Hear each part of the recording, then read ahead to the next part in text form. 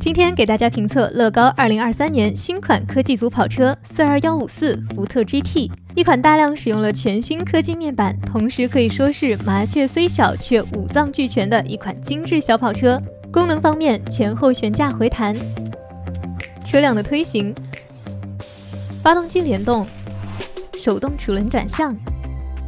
车尾扰流板升降，前盖开合，引擎盖开合，两侧车门开合。那下面我们一边听搭一边看一下它的内部设计。这里我们来看一下后悬架以及新零件的应用。可以看到，在两侧车轮之间，设计师设计了一个差速器。动力从差速器出来以后，在悬架摆臂中间出现了一个新零件，编号为2415，带2个万向节模块的5单位十字轴。这个新零件的出现，可以让此前的92906可以直接连接悬挂驱动桥，或者连接另一个92906。此外，我们还注意到设计师在悬挂驱动桥的固定方面，在上面使用了摩擦销，而在下方使用了光滑销，可能是出于调节悬挂弹性应力的设计目的。我们继续。这里我们进一步来看一下后悬架以及发动机联动结构。首先，在悬架方面，可以看到设计师在左右两侧各设计了一枚黑色的小号硬避震，测试下来回弹力度适中。那发动机则是通过这个位置的一组20:12的齿轮组完成联动。那我们这里加入电机进行测试，可以看到联动非常的顺滑。另外，我们在这个大模块里还可以看到车尾扰流板的升降联动结构。大致的，设计师通过一系列的孔壁类零件以及十字轴，将联动动力向驾驶室方向传输，同时将水平方向的运动转换成上下方向的运动，最终实现通过驾驶室可以控制车尾扰流板升降的联动效果。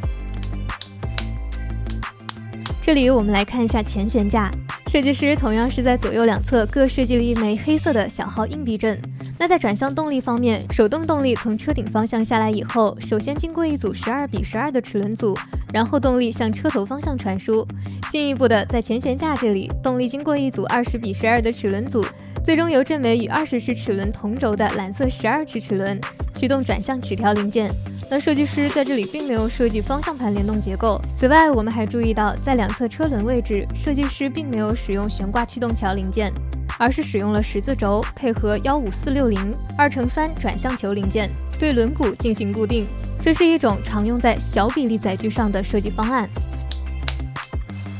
这里可以看到，设计师是在副驾驶位上面做了一个手动拉杆结构，最终控制前面提到的车尾扰流板升降。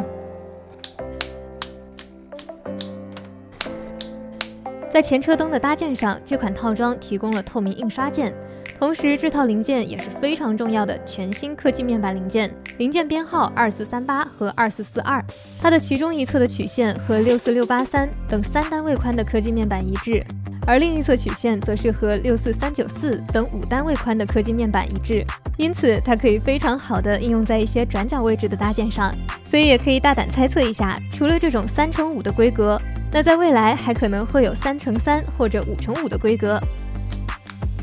在两侧车门开合联动方面，可以看到设计师做了一个拉杆支撑结构，不过它并不能够对车门起到稳固的支撑效果，只是让它不会掉下来。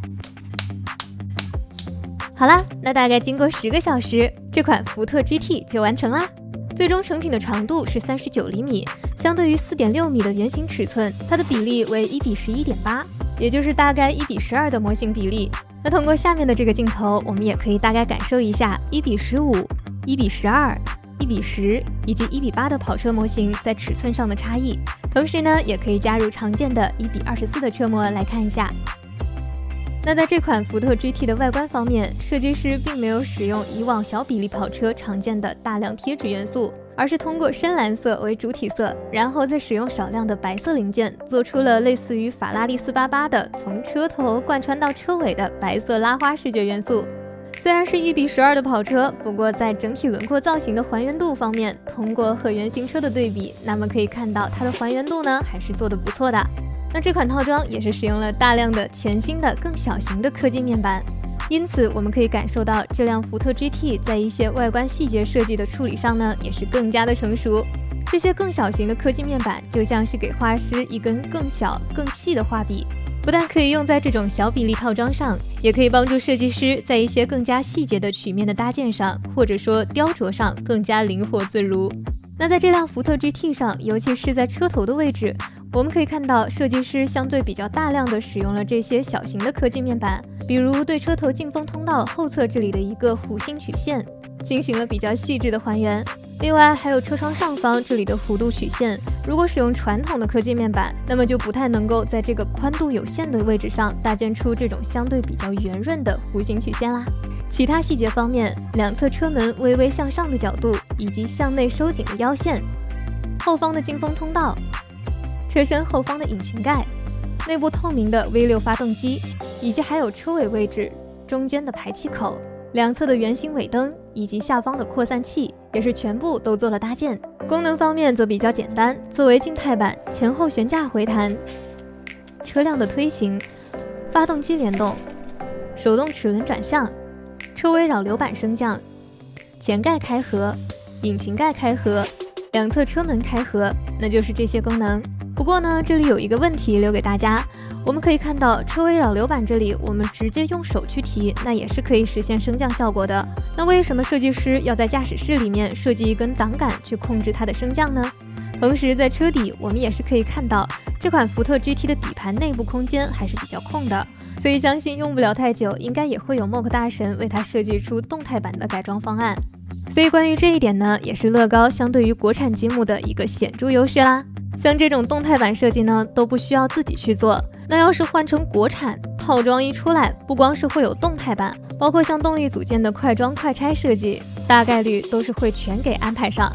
好啦，那最后做一个简短的总结，这款福特 GT 作为一款1:12的科技组跑车，在功能方面基本和此前常见的1:10跑车保持了同样的功能定位。此外，虽然同样是定位为18加的套装，但是由于更低的价格、更少的陈列空间占用，因此可能会成为乐高产品体系中的更加适合新手入坑的一个比例系列。虽然这款福特的整体设计谈不上出彩，但是大量的这种更小型的科技面板的应用，不但在未来可能支持更多的同比例车型，同时也意味着未来的科技组跑车作品在外观线条的搭建方面将会呈现出越来越精细化的设计方向。好啦，那最后来看一下包装，彩盒仍然是乐高18加套装的一贯设计风格，右下角标注了18加的年龄定位、套装编号以及零件数等信息。彩盒的背面除了成品的背面视角渲染图以外，右下角还有原型车的对比图片，另外还对积木成品的尺寸以及原型车的一些关键参数进行了标注。打开彩盒，1466片零件被分成了12个零件分包，5个大步骤，拼搭手册1本，厚度适中。开篇用了8页的篇幅，对福特 GT 的发展历程以及积木的设计进行了一定的介绍。那一共包括456部，平均每部3.2个零件。那贴纸是有这样的一小张。好啦，本期就到这里，咱们下期见，拜拜。